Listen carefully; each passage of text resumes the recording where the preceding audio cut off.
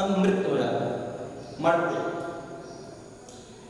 तो यहाँ मरा जो है ये हिंदी का शब्द है और उसके पहले आपने अध जोड़ दिया, अधमरा, यानी मरा का मतलब पूरा मरा, और अध अगर आपने उसके पहले जोड़ दिया इसका मतलब आधा मरा, यानी जो मरने वाला हो बिल्कुल उसकी सांस जो है थोड़ा बहुत आ रही है, जो है किसी तरीके से घायल हो गया हो तो लोग कहते हैं उसको अधमरा हो गया, यानी आधा मरा हुआ प्रतीत होता है। तो मरा शब्द हिंदी का है, इसलिए जो उसमें उपसर्ग जुड़ा वो भी हिंदी का है। अन भी इसी तरीके से है। अन का क्या है? रहित। रहित का क्या अर्थ होता है?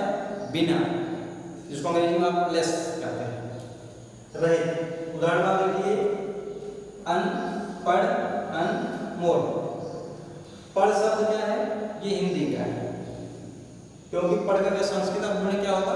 पठ हो जाएगा, पठन क्रिया जो है पढ़, तो पढ़ के पहले अन जुड़ गया, अनपढ़, और मोल अन जुड़ गया, अनमोल, ये हो गया अनमोल। क्योंकि अगर ये शुद्ध इसको ढूंढे संस्कृत ढूंढे तो मोल का मूल्य हो जाता और अनमूल्य नहीं होता था, इसलिए मूल शब्द जो है हम देख रहे हैं कि हिंदी का है, इसके पहले हम हिंदी का ही उपसर्ग अन को जोड़ेंगे, अनमोल। अब आते हैं दो भेद आपने देख लिया, संस्कृत उपसर्ग, हिंदी के उपसर्ग। अब आते हैं तीसरा जो भेद है उर्दू के उपसर्ग। उर्दू के उपसर्ग में आप देख रहे हैं कम, जिसका अर्थ क्या है? थोड़ा, कम का होता है थोड़ा। इसमें भी आप देखेंगे मूल शब्द क्या है? जोर और वक्त। ये है जोर और ये है वक्त। यहाँ देख रहे हैं बिंदु लगा, आप कहेंगे बिंदु कहाँ लग गया? आप जानते होंगे, इसके पहले के कक्षाओं में पढ़े होंगे, इसको कहते हैं नुक्ता, जो कि जब हिंदी में आप पढ़ते हैं क ख ग घ, जिसमें हिंदी के 3 वर्ड क ख ग ज और फ, यानी ये 5 वर्ड, पहले वाले वर्ग में 3 क ख ग, और फिर उधर च वाले वर्ग में ज और प वाले वर्ग में फ। ये जो है 5 अक्षर ऐसे हैं जिनके पहले नुक्ता लगता है, जिसकी वजह से इसका उच्चारण बदल जाता है। अगर ये ना हो तो जोर कहेंगे, अगर ये लग गया जोर कहेंगे। इस तरह बहुत से शब्दों को आपने पढ़ा होगा, जैसे राज, राज, इसको बता देते हैं आपको राज,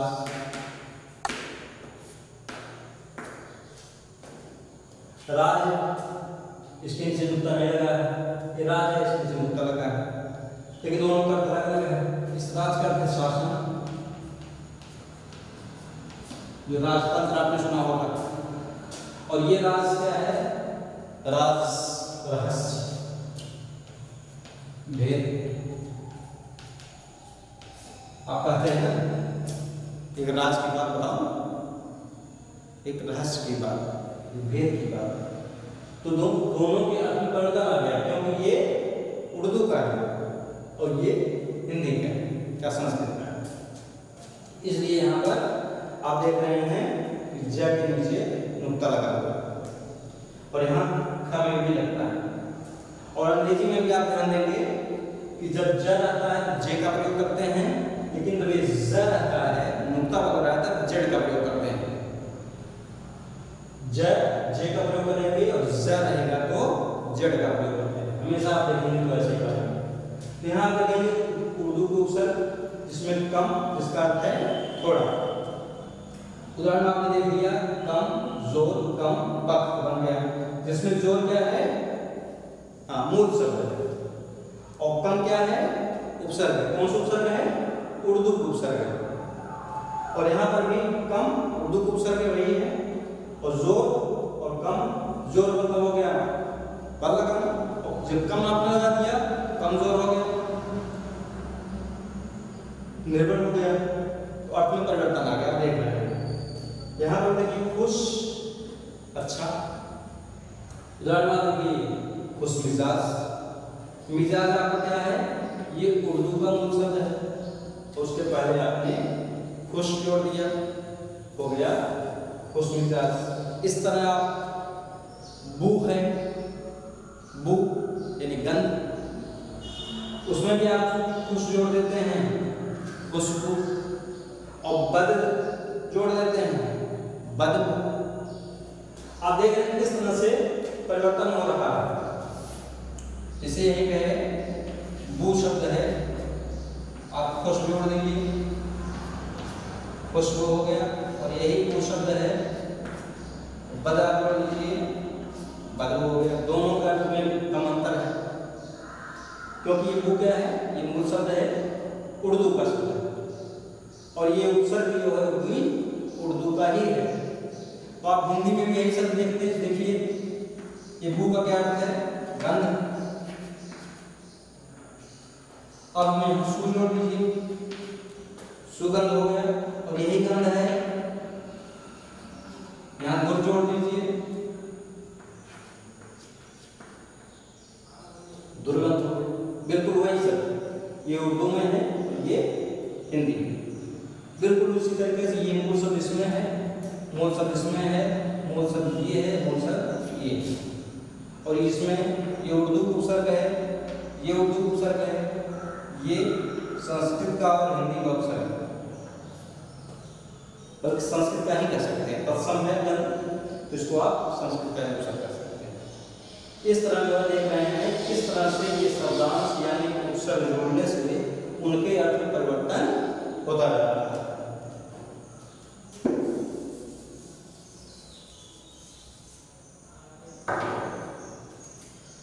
यहाँ पे देखा खुश मिजाज, खुशबू, अलग शब्द हमने बहुत ढेर सारे शब्द हैं। ना का अर्थ क्या है, नहीं, और इसमें भी आप देखिए लायक। लायक शब्द क्या है, ये मूल शब्द है और उर्दू का शब्द है, और इसके पहले आपने क्या जोड़ दिया, ना, तो बन गया ना लायक। यानी लायक जो योग्य है और ना लायक जो योग्य नहीं है। व्यवहार के मामले में, व्यवहार के मामले में जो योग्य है वो लायक, और जो योग्य नहीं है ना लायक। इस तरह ना शब्द जो शब्दांश है, ये उर्दू का शब्दांश है, यानी उर्दू को उपसर्ग है। इसको जोड़ने से किस तरह से देख रहे हैं कि अर्थ में परिवर्तन आ रहा है। अब आगे देखिए, इसी तरह अगला है बद। इसमें बहुत से उपसर्ग आपको मिलेंगे। जब आप अपने पुस्तकों में देखेंगे तो आपकी पुस्तक में बहुत से उदाहरण मिलेंगे। यहाँ पे आपको मात्र 3 दिन द्वारा दिया जा रहा है। बद का क्या है, बुरा, और इसका यहाँ पर भी देखिए ये उर्दू अरबी फारसी तीनों के शब्द हो सकते हैं, और उनके पहले जो ये उपसर्ग जुड़ेंगे यही शब्द जुड़ेंगे। यहाँ देखिए नाम के पहले आपने जोड़ दिया बदनाम, यानी नाम है तो ख्याति, यश, और अगर बद जोड़ दिया तो कुख्यात हिंदी में। और उर्दू में नाम है, नाम के पहले आपने बद जोड़ दिया, बदनाम हो गया। इसी तरह किस्मत के पहले आपने बद जोड़ दिया, बदकिस्मत हो गया। और हिंदी में वही है, हिंदी में अगर किस्मत की जगह हम क्या कहें, भाग्य, भाग्य के पहले अगर दुर जोड़ दीजिए, दुर्भाग्य। और अगर 100 जोड़ दीजिए, सौभाग्य। इसमें कोई स्थिति है, ये उर्दू अरबी फारसी के मूल शब्द हैं, इनके पहले बद जोड़ दीजिए, बदकिस्मत हो गया। और किस्मत के पहले अगर आप खुश जोड़ दीजिए, खुश किस्मत, जिसको हिंदी में क्या कहेंगे, सौभाग्य। तो ये हो गए उर्दू के मूल शब्द, और ये है उर्दू के उपसर्ग। ये सब आप लोग उर्दू के उपसर्ग आपने यहाँ पर पढ़ा। शुरुआत में आपने यहाँ क्या पढ़ा था, संस्कृत उपसर्ग, जिसमें संस्कृत का ही मूल शब्द होगा और संस्कृत का ही उपसर्ग होगा।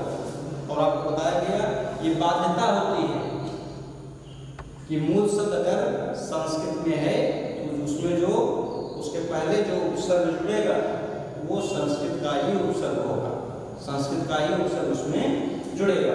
बिल्कुल इसी तरह हिंदी में भी आपको ध्यान देना है, अगर आप शब्द देख रहे हैं तो हिंदी का शब्द है तो उसके पहले हिंदी का उपसर्ग जुड़ेगा। और यहाँ पर अगर उर्दू का मूल शब्द है, जो भी शब्द चाहे जोर हो, चाहे वक्त हो, मिजाज हो, लायक हो, नाम हो, किस्मत हो, जितने शब्द आप देख रहे हैं, दान भी है, दान, तो इसमें जो भी शब्द हैं, यहाँ जो दान है ये हिंदी का दान नहीं बल्कि ये उर्दू का दान अलग रहता है इसका, तो इसके पहले हमेशा उर्दू के ही उपसर्ग उसमें जुड़ेंगे। अब आते हैं, आप इसका याद करते रहिए, बहुत कठिन नहीं है। संस्कृत उपसर्ग, हिंदी को उपसर्ग, उर्दू को उपसर्ग, तीन भाषाएं हैं, तीन भाषाओं के माध्यम से आप तीन बिंदु याद ही कर लेंगे, संस्कृत उपसर्ग, हिंदी को उपसर्ग और उर्दू को उपसर्ग। अब आते हैं संस्कृत की ही तरह, संस्कृत की तरह प्रयोग किए जाने वाले संस्कृत के अव्यय, और ये शुद्धतम होते हैं, पूरी तरह से शुद्ध होते हैं। इसमें भी आपको इधर उपसर्ग दिया गया है, इधर उसका अर्थ दिया गया है। जैसे अलम, ये बहुत महत्वपूर्ण शब्द है, ये प्रतियोगिताओं में भी ये पूछा जाता है, ये शब्द बहुत अधिक पूछा जाता है। अलम जिसका अर्थ है यहाँ पर बहुत, कहेंगे इसकी शोभा, शोभा भी बढ़ाना होता है, तो यहाँ पर है इसका बहुत